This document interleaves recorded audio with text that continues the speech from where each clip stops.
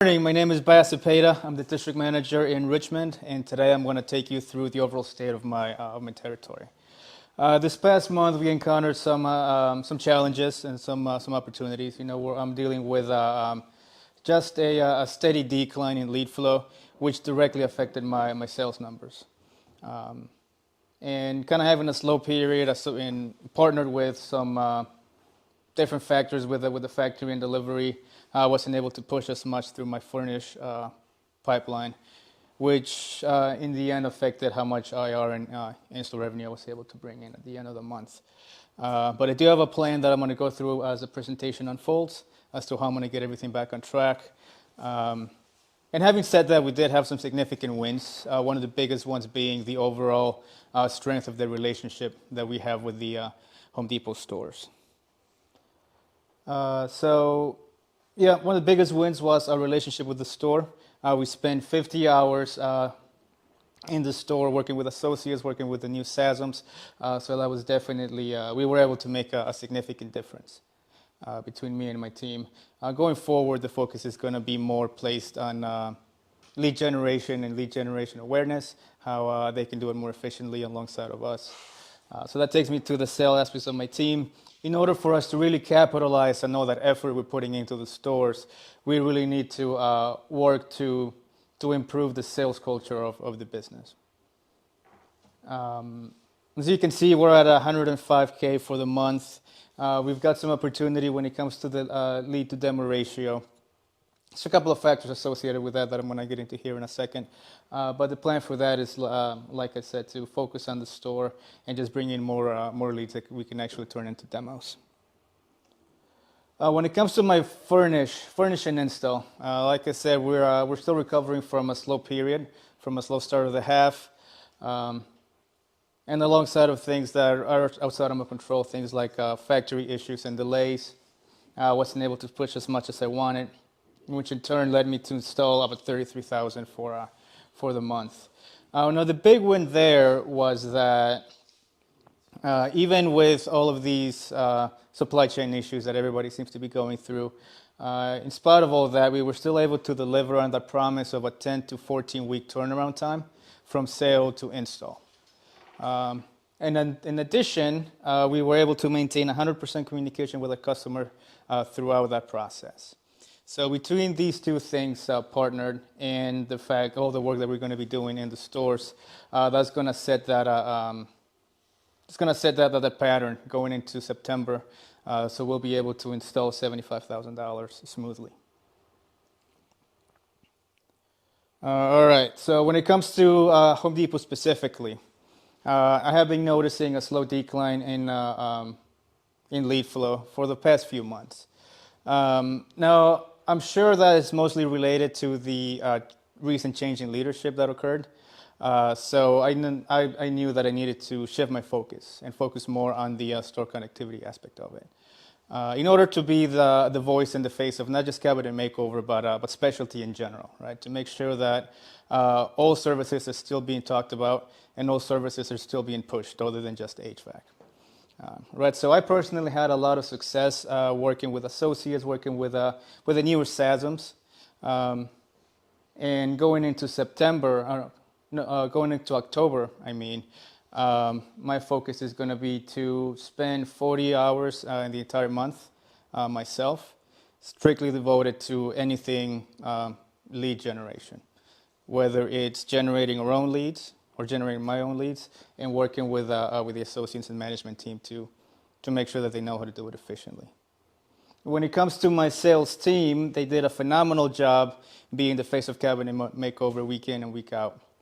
And the plan for them is to spend 60 hours in the store. That's about 15 hours a week, doing the same thing, driving lead awareness, and working with the associates, role playing, and make sure they go about it in a more efficient way.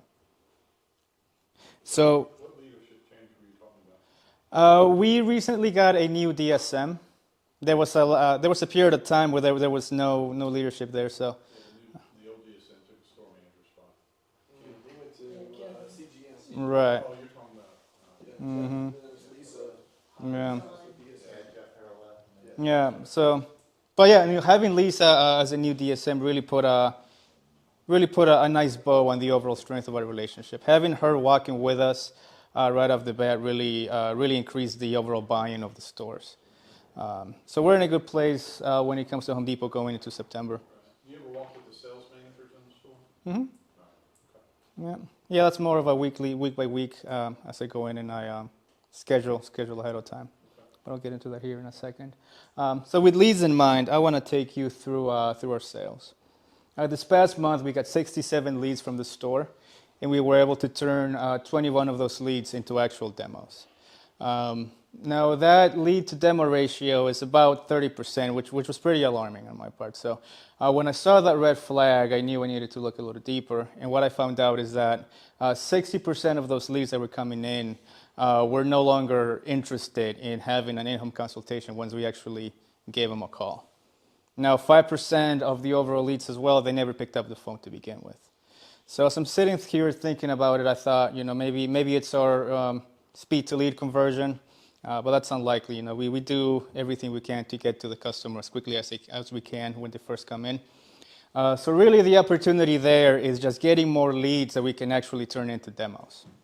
Because if you look at the demo to sale conversion, out of those 21 demos that we were able to set, we sold 4.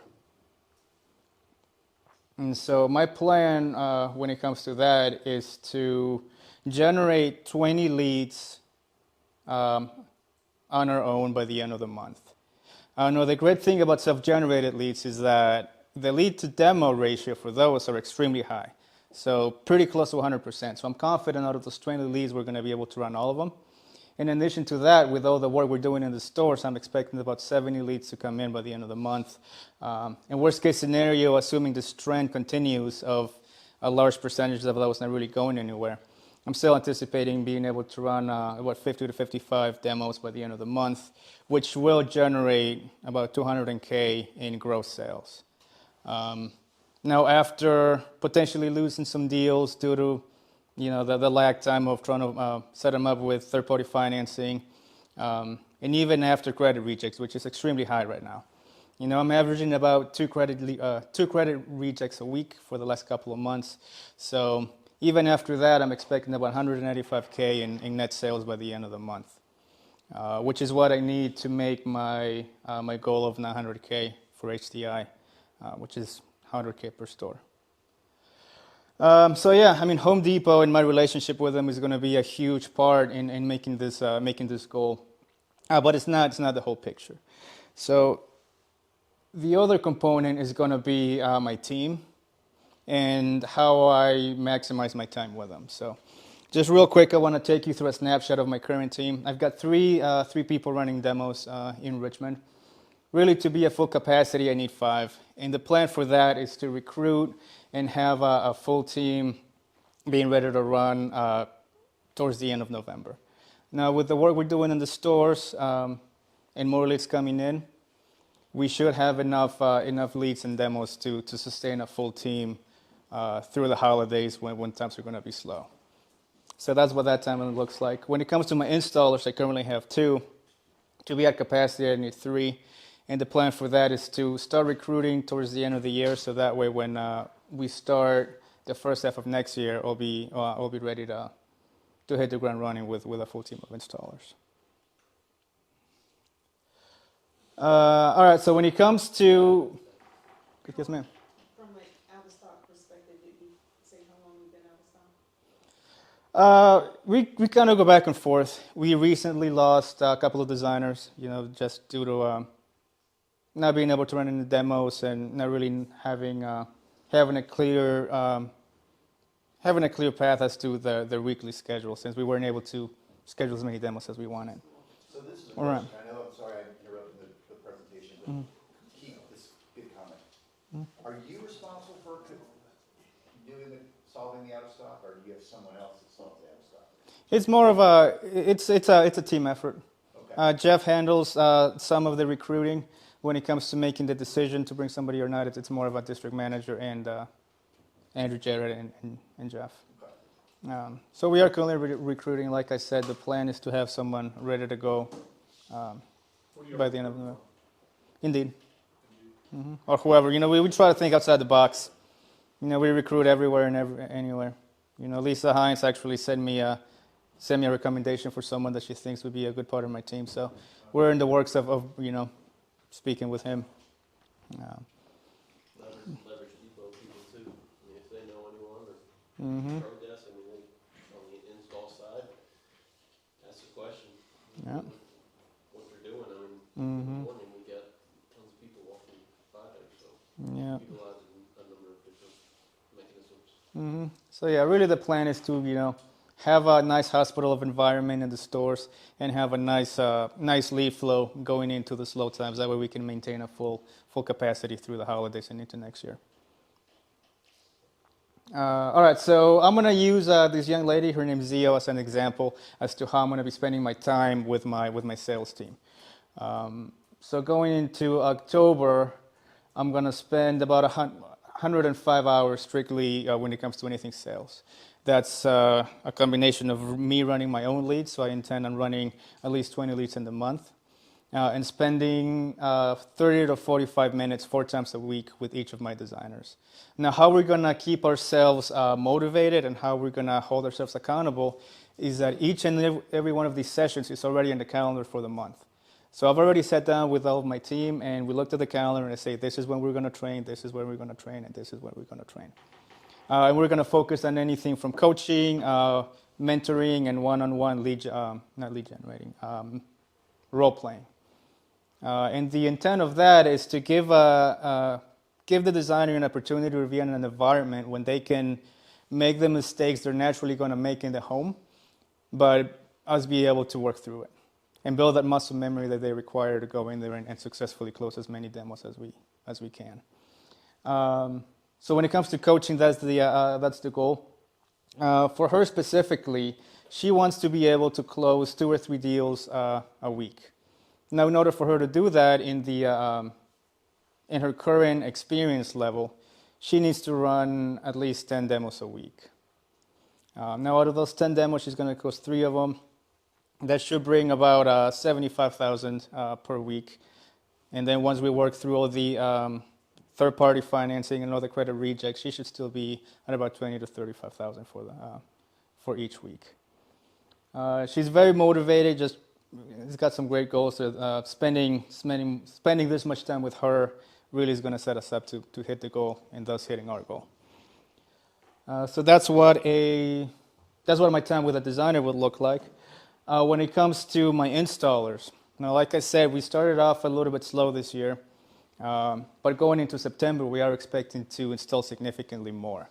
So my focus is going to shift a little bit so I can be able to spend more time with my installers, making sure that they have what they need to complete the job successfully and efficiently, make it a smoother process from start to finish, and you can just go in and book that job.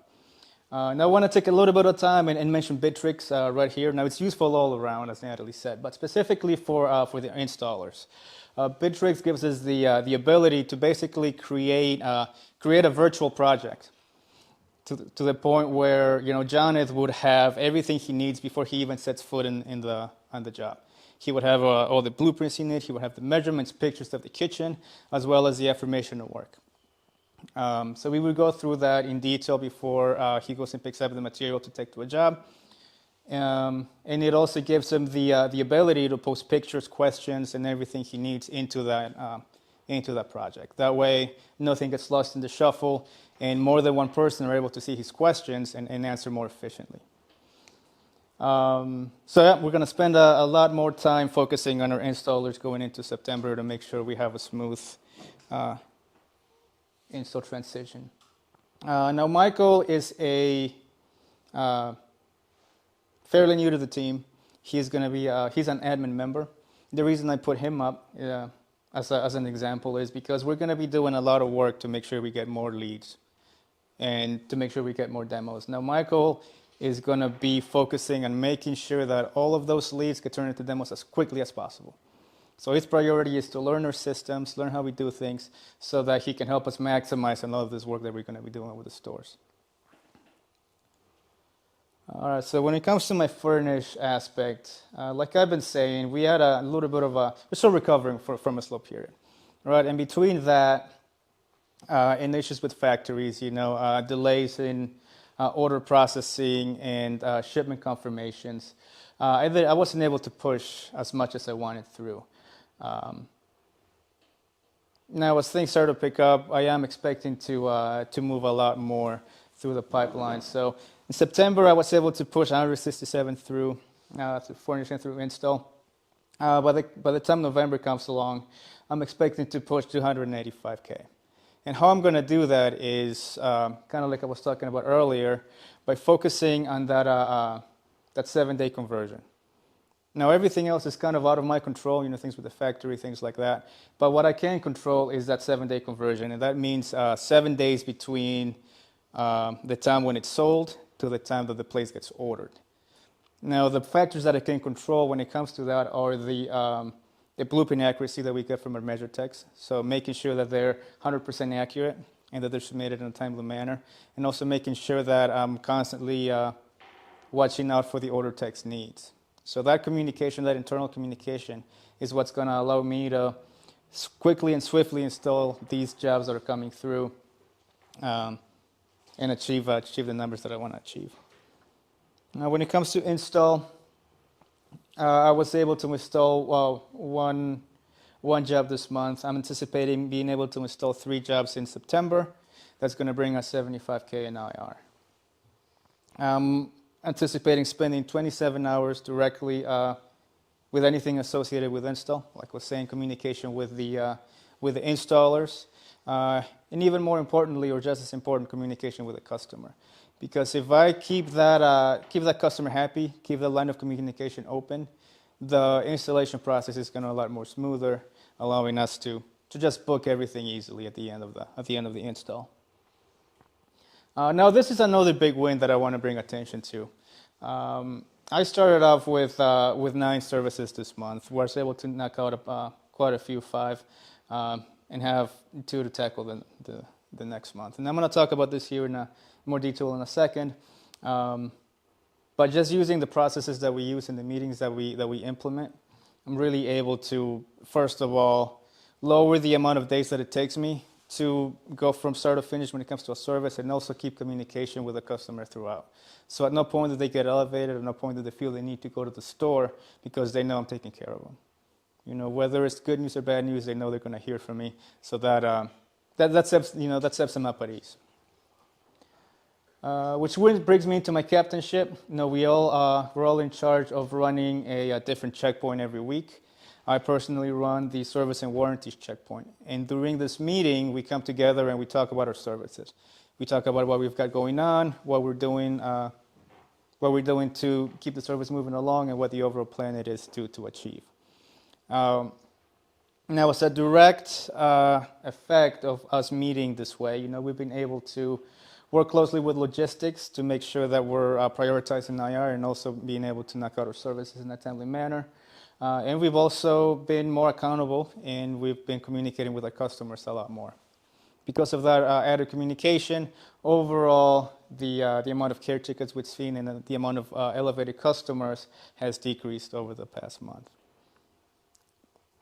And really, the direction I want to keep taking this is for us to continue to work together to make sure that we get our customers taken care of as quickly as I can while maintaining that open line of communication.